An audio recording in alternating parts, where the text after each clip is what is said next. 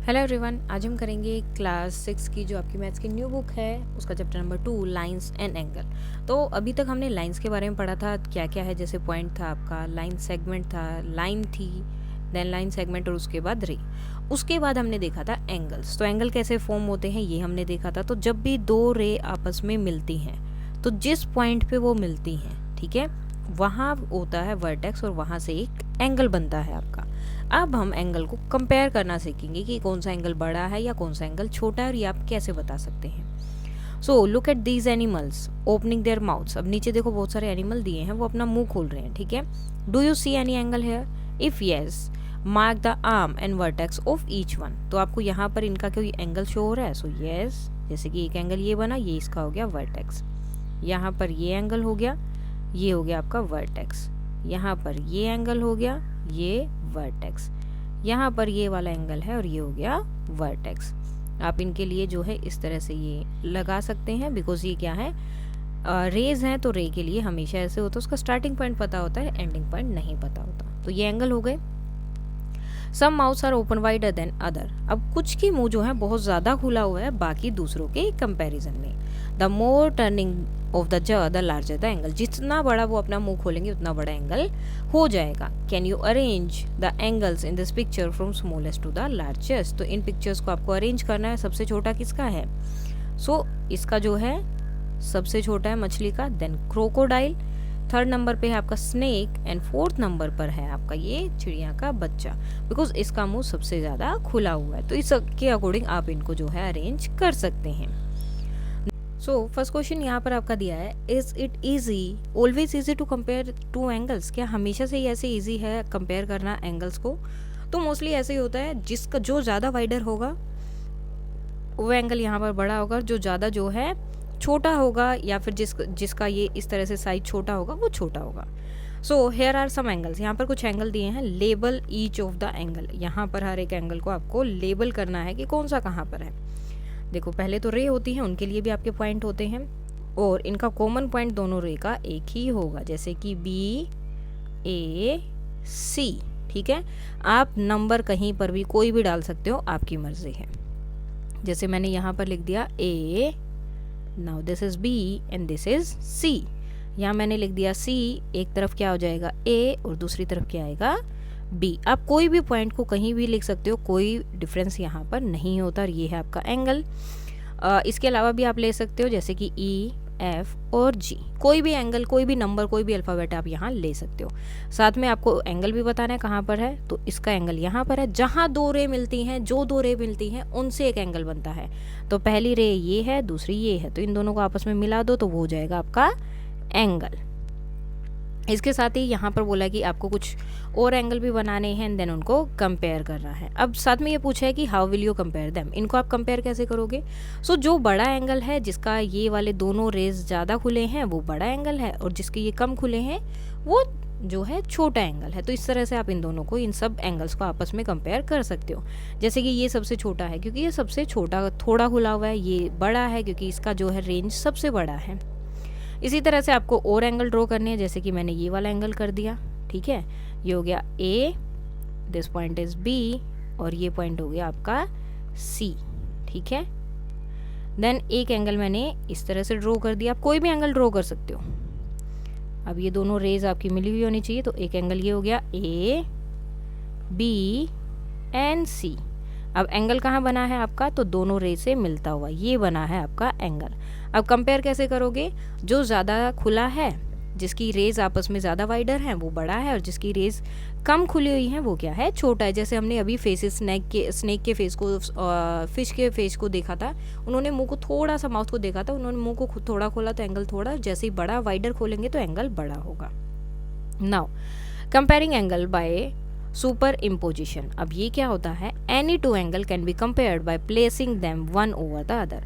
हम एंगल को कंपेयर कर सकते हैं एक एंगल के ऊपर दूसरे एंगल को रखकर, by super imposition. While super imposition the vertex of the angle must overlap. जो वर्टेक्स होते हैं, जैसे ये और ये दो हैं, ये दोनों एक दूसरे के बिल्कुल एग्जैक्टली ऊपर आने चाहिए, ओवरलैप होना चाहिए। Then after superimposition it become clear which angle is smaller and which is larger. तो इससे इजीली पता चल जाएगा। देखो अब यहाँ पर ये है, एक ये है, दोनों एंगल को क्या किया है, यहाँ पर इसके ऊपर ये वाला ABC को लिख दिया है या ड्रॉ कर दिया है, ठीक है। जैसे कि आपका ये था, यहाँ पर हम अलग कलर से इसको ड्रॉ कर लेते हैं, ये एंगल था, ठीक है। यहाँ पर आपका Q, देन ये पहले ड्रॉ कर रहे हैं R और उसके बाद है P। अब इसके ऊपर हमें ये एंगल ड्रॉ करना है। तो सबसे पहले आपको क्या करना होगा, जो पॉइंट है उसका वर्टेक्स है वो वहीं पे आना चाहिए। अब वर्टेक्स वहीं आएगा तो मतलब उसकी जो नीचे वाली लाइन है वो भी जस्ट उसके साथ में ही आएगी, यानी कि जो दूसरा पॉइंट है C पॉइंट है वो भी साथ में आएगा। चेंज क्या होगा, सिर्फ इस एंगल में। अब इसको आप ड्रॉ करोगे तो ये आएगा कुछ इस तरह से, यानी कि A आ गया आपका यहाँ पर। इसमें आपको क्या करना है, दोनों एंगल देखो, पहला एंगल तो है आपका यहाँ पर ये वाला, ठीक है, और दूसरा एंगल है आपका ये वाला, ये। तो कौन सा बड़ा है, जो ग्रीन वाला है वो बड़ा है, हमें इजीली दिखाई दे रहा है, इसकी लाइन ऊपर की तरफ जा रहा है, ये उससे ज़्यादा चौड़ा है, वाइडर है, तो इसलिए हम इजीली बता सकते हैं कि ये वाला एंगल क्या है, बड़ा है। The picture shows the two angle super imposed is now clear that PQR यानी कि PQ एंड R ये एंगल क्या है, बड़ा है, लार्जर है देन ABC। इक्वल एंगल का कैसे पता चलेगा, अब देखो यहाँ पर दो एंगल लिए हैं AOB और XOY। अब इनमें भी क्या किया, एक दूसरे के ऊपर इस तरह से ओवरलैप किया। अब ओवरलैप करने के बाद आप देखो कि ये तो बिल्कुल एग्जैक्टली उसी लाइन पर जा रहा है जहाँ पर आपका XOY था। अगर सेम लाइन पर जा रहे हैं तो मतलब क्या है, दोनों एंगल बिल्कुल सेम है, इक्वल है। The corner of both these angles match and the arm overlap with each other. एक दूसरे के बिल्कुल साथ साथ वहीं जा रहे हैं, अलग से लाइन नहीं जा रही है। So the angles are equal in size. तो इसका मतलब क्या है, एंगल क्या है, इक्वल है साइज में। The reason these angles are considered to be equal in size is because where we visualize each of these angle are being formed out of rotation। क्योंकि एंगल हमेशा कैसे बनते हैं, रोटेशन से बनते हैं। और अब हम यहाँ पर इजीली इनको देख पा रहे हैं कि ये दोनों की मतलब दोनों एंगल्स की लाइन आपस में क्या कर रही है, एक दूसरे को प्रॉपरली ओवरलैप कर रही है, थोड़ा सा भी इधर उधर नहीं है। तो हम इजीली बता सकते हैं। We can see that there is an equal amount of rotation। Equal amount of rotation है, यहाँ से यहीं तक वो रोटेट हुआ, इससे आगे तो गया ही नहीं, ना ही इससे नीचे है। Needed to move OA to OB। तो OB से OA तक जाने के लिए उन्हें जितनी ज़रूरत पड़ी, यानी कि जितना वो OB से A तक गया है उतनी ही रोटेशन OY से OX तक हुई है। तो इसलिए वो क्या है, सेम है रोटेशन, यानी कि उतनी दूर तक वो गया है। From the point of view of superimposition, when two angles are superimposed, are the common vertex and the two rays of both equal lies on top of each other। अब देखो, जब भी आप सुपर इम्पोजन करते हो या सुपर इम्पोज किया जाता है तो एक चीज़ आपने दोनों में देखी होगी, एक तो उनका वर्टेक्स, यहाँ भी देखो वर्टेक्स क्या है, बिल्कुल एक दूसरे को ओवरलैप कर रहा है, एक दूसरे के ऊपर है। दूसरी जो उनकी नीचे वाली साइड होती है वो भी क्या करती है, सेम जगह पर होती है, एक दूसरे को ओवरलैप करती है। चेंजेस कहाँ पे आता है, जो सेकंड वाली रे होती है वो रोटेट करती है, तो सेकंड वाली रे के अकॉर्डिंग ही आप एंगल बता सकते हैं, या वो ही चेंज होती है, ये यहीं पर बता रहे हैं। Then the size of the angle are equal. और अगर ये दोनों बिल्कुल एक साथ हैं, ओवरलैप कर रहे हैं, वर्टेक्स भी ओवरलैप कर रहे हैं, ये वाली लाइन भी ओवरलैप कर रही है और ये वाली लाइन भी ओवरलैप कर रही है, सो डैट मीन्स दोनों एंगल क्या है, इक्वल है।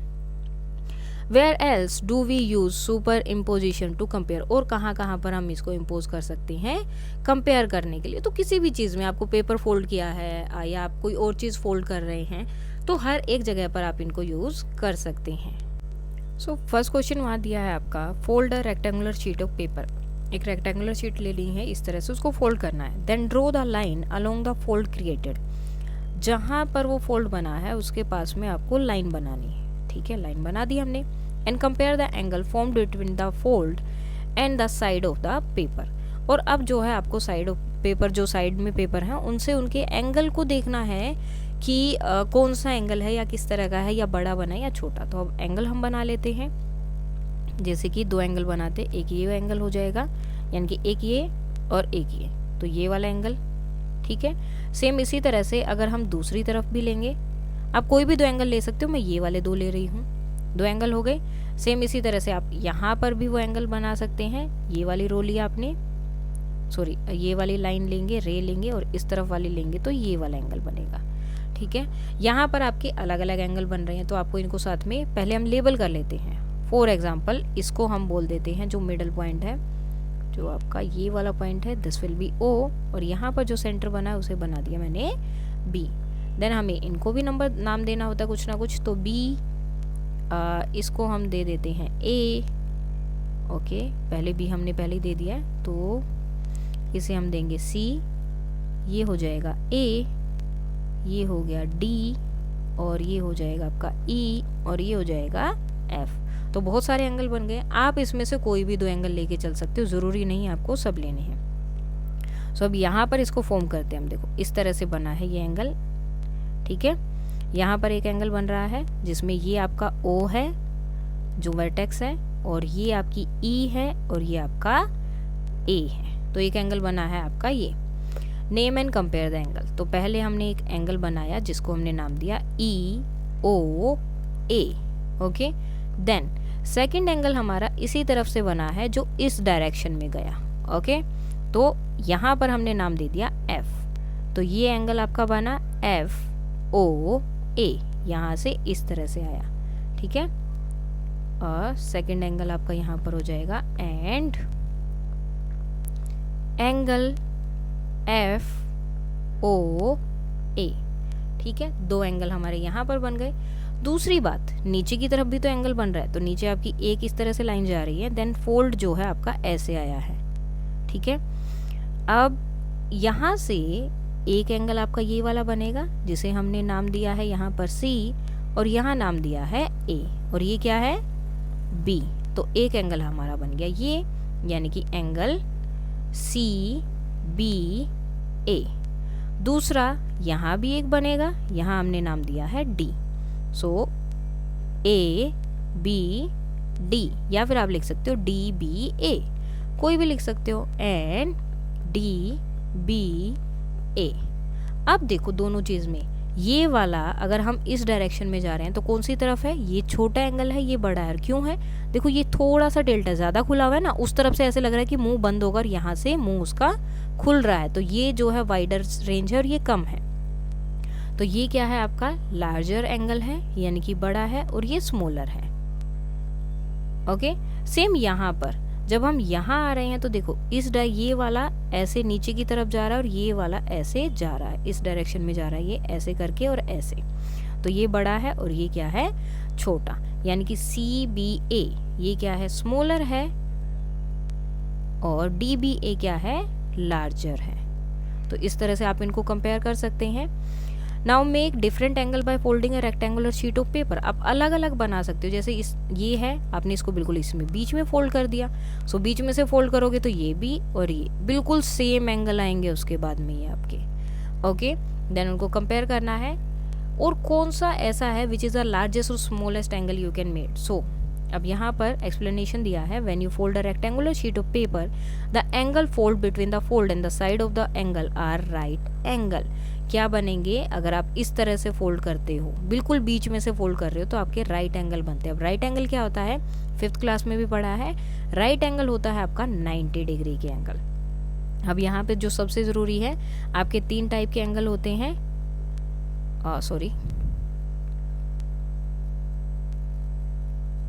acute angle, then right angle, और आपका obtuse angle. Okay, right angle होता है आपका 90 डिग्री जो हमने यहाँ पर देखा, देन उसके बाद में acute एंगल जो इससे छोटे हैं, ठीक है, लेस देन 90, और obtuse में क्या होंगे ग्रेटर देन, जो इससे बड़े होते हैं, ग्रेटर देन 90, जो इससे बड़े होंगे वो आपके obtuse एंगल, और जो इससे छोटे होंगे वो acute एंगल, और जो 90 डिग्री का होगा वो होगा आपका राइट एंगल। उसके बाद एक तरह इस तरह से स्ट्रेट लाइन भी बनती है, वो होता है आपका 180 डिग्री का एंगल, जिसे देखो लाइन कैसी है स्ट्रेट, तो एंगल का नाम भी क्या है स्ट्रेट एंगल। तो जो सबसे जो है, अगर आप किसी भी शीट को फोल्ड करते हो तो कोई भी एंगल बन सकता है। यहाँ मैंने बोला कि अगर बिल्कुल बीच में से फोल्ड करोगे तो आपका 90 डिग्री का एंगल बनेगा। Now You can create different angle by folding the paper in different ways. The largest angle आप कौन सा बना सकते हो? स्ट्रेट एंगल, जो इस तरह से सीधा एंगल बनेगा, जो कि होगा 180 डिग्री का फोल्ड करके। और सबसे छोटा एंगल आप क्या बनाओगे? 0 डिग्री, जिसमें बहुत मतलब ऐसे बिल्कुल उससे चिपकता हुआ बनेगा, उसमें कोई एंगल ही नहीं बनेगा, जिसे हम बोलते हैं, अगर पेपर जो है कंसाइड हो जाएंगे, दोनों साइड जो है पेपर की कंसाइड हो जाती हैं, तो 0 एंगल बनता है, जो कि सबसे छोटा एंगल होगा। नेक्स्ट आता है in the each case determine which angle is greater and Y. So first है एंगल ए ओ बी। तो एंगल ए जहाँ से शुरू किया वहीं से हमें जाना है। ए से कहाँ गया? ओ, और ओ से कहाँ गया? बी, यानी कि ये दोनों को मिलाता हुआ। तो ये दोनों को कौन मिलाएगा? ये मिलाएंगे, ठीक है। उसके बाद है एक्स ओ वाई। सो यानी कि एक्स से गए ओ से गए वाई पर, यानी कि इन दोनों को मिलाता हुआ, तो इन दोनों को मिला रहा है ये। तो कौन सा बड़ा है? ए ओ बी, क्योंकि ये उससे बड़ा खुला हुआ है, इसका मुंह उससे ज़्यादा वाइडर है। सेम ए ओ बी, यानी कि इसी एंगल की बात हो रही है फिर से, और किसके साथ मैच करना है? एक्स ओ बी, एक्स ओ और बी के साथ, ठीक है। अब भी देखो एक्स ओ बी यहाँ से यहाँ तक हो गया। देखो ए ओ बी बड़ा है या एक्स ओ बी बड़ा है? तो एक्स ओ बी तो पीछे ही रह गया, ए ओ बी तो उससे भी पहले है, तो अभी भी यही बड़ा है। नेक्स्ट आता है आपका एक्स ओ बी, यानी कि एक्स से ओ से गए बी पर, एक्स ओ बी से लेकर एक्स ओ सी। तो इसको थोड़ा सा मोटा कर लेते हैं, एक्स ओ सी, एक्स ओ एन सी। ये क्या हो गया भाई? ये तो दोनों ही सेम जगह पर आ रहे हैं, दोनों सेम आ रहे हैं, तो दोनों ही क्या है? इक्वल एंगल यहाँ पर हो जाएंगे। अब आपको बताना है कौन सा बड़ा है, देन आपको यहाँ पर बताना भी है कि किस तरह से। सो ए ओ बी और एक्स ओ वाई में से कौन सा बड़ा था? ए ओ बी बड़ा था। क्यों? Because the opening of A O B is wider, क्योंकि ए ओ बी की जो ओपनिंग थी वो क्या है? वाइडर है। किससे वाइडर है? एक्स ओ वाई से। सेम ए ओ बी और एक्स ओ बी में से भी कौन सा बड़ा था? ए ओ बी जो है ग्रेटर था, because the opening of A O B जो है इतना बड़ा था आपका, और x जो है इसके अंदर से कहीं जाते हुए बन रहा था, तो इसलिए वो ही ग्रेटर है। नेक्स्ट है एक्स ओ बी और एक्स ओ सी। तो इसमें से कौन सा बड़ा है? तो दोनों ही क्या है? इक्वल है, because opening of X O B की जो ओपनिंग है वो एक्स ओ सी के इक्वल थी। यहीं पर तो दोनों पॉइंट थे, यहाँ सी था, यहाँ बी है, और यहाँ आपका ओ है, और यहाँ एक्स है, एक ही जगह पर तो बन रहे हैं, तो इसलिए दोनों एंगल क्या है? इक्वल है। Now which angle is greater? X O Y. तो एक्स ओ वाई कौन सा बड़ा है? ये एंगल की बात हो रही है। दूसरा क्या है? ए ओ बी। सो ए ओ बी, जो वो नाम देना उसके अकॉर्डिंग आपको जाना है। तो इन दोनों में से कौन सा बड़ा है? सो एक्स ओ वाई जो है आपका ग्रेटर है in comparison to A O B. A O B से एक्स ओ वाई जो है ग्रेटर है, बिकॉज एक्स ओ वाई की जो ओपनिंग है वो वाइडर है ए ओ बी से। इससे आपको एक चीज और समझ आएगी, the determine which angle is greater. जो सा बड़ा है आप उसके एंगल से इजिली पता कर सकते हैं जिसकी ओपनिंग वाइडर होगी। ठीक है, आपको पता करना है कि दो एंगल दिए हैं, कौन सा बड़ा है। जिसकी ओपनिंग बड़ी होगी, वाइडर होगी, चौड़ी होगी, वो एंगल बड़ा है, और जिसकी ओपनिंग छोटी होगी वो एंगल क्या होगा? वो एंगल आपका छोटा हो जाएगा। नाउ अब अभी तक हमने किया कि सुपर इम्पोजिशन करके आप कैसे बता सकते हो कि कौन सा एंगल छोटा है कौन सा बड़ा है, लेकिन विदाउट सुपर इम्पोजिशन कैसे फाइंड आउट करेंगे? So two cranes are arguing about who can open wide mouth wider. अब देखो दोनों ने अपना मुंह खोल रखा है और इनकी लड़ाई हो रही है कि कौन ज्यादा मुंह खोल सकता है। Who is making a bigger angle, तो आपको बताना कि किसका एंगल बड़ा है। Let us first draw their angles. तो पहले इनके आपको एंगल ड्रॉ करने पड़ेंगे। How do we know which one is angle? As seen before, one could trace these angle. अब जैसे हमने पहले देखा था, हम जो है इसका एंगल ट्रेस कर सकते हैं या सुपर इम्पोज कर सकते हैं इनको, then check. But can we do it without superimposition? क्या इनको बिना एक दूसरे के ऊपर बनाए तब भी हम इसे कर सकते हैं? Suppose we have a transparent circle. हमारे पास एक सर्कल है जो ट्रांसपेरेंट है, ठीक है, which can be moved and place on figure. जो फिगर के ऊपर आप प्लेस कर सकते हो एंड देन उसको हटा सकते हो, तो उसको हम यूज करेंगे इसको बनाने के लिए या कंपेयर करने के लिए। Let us place the circular paper on the angle made by the first crane. तो जैसे कि फर्स्ट क्रेन ने ये एंगल बनाया, तो हमने क्या किया, हमने वो सर्कल को उसके ऊपर रखा, ठीक है, और उस सर्कल पर वो तीनों पॉइंट हमने ड्रॉ कर लिए जहां पर एंगल बना था। एक ये है, एक ये पॉइंट है और एक ये पॉइंट है, ठीक है। ये सर्कल के ऊपर हमने ड्रॉ किए, ये हो गए हमारे point. The circle is placed in such a way at its centre is on the vertex. जो इसका सेंटर होगा वो वर्टेक्स पे होना चाहिए, यानी कि जो उसका पॉइंट है जहाँ एंगल बना है वहाँ पे इस सर्कल का सेंटर होना चाहिए। Let us make the point A and B भी डाल दिए।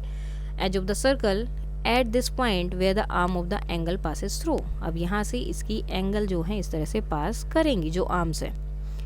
कैन वी यूज़, अब इसी तरह से हम दूसरे का भी एंगल का फाइंड आउट कर सकते हैं, और इक्वल और smaller than by the made by the second crane.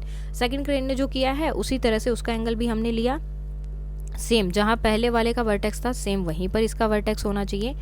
Then हमें उसी तरह से उसके भी पॉइंट जो है मार्क करने पड़ेंगे, जैसे यहाँ पर किए हुए हैं। नाउ उसके बाद में ये एंगल हो गया इसका, और जो ब्लू वाला एंगल है वो है फर्स्ट वाले क्रेन का। तो क्या आप इससे बता सकते हो कौन सा बड़ा है कौन सा छोटा है या इक्वल है? तो क्या है, सेम जगह पर आ रहे हैं, तो क्या होंगे, ये सेम एंगल है। सेम उन्होंने अपना जो है जो वाइडर था, मतलब जो उनका मुंह था, माउथ था, वो इक्वली खोला है, किसी का ज़्यादा बड़ा या छोटा नहीं है। Which crane was making the bigger angle? So no one, क्योंकि दोनों का क्या है, सेम है।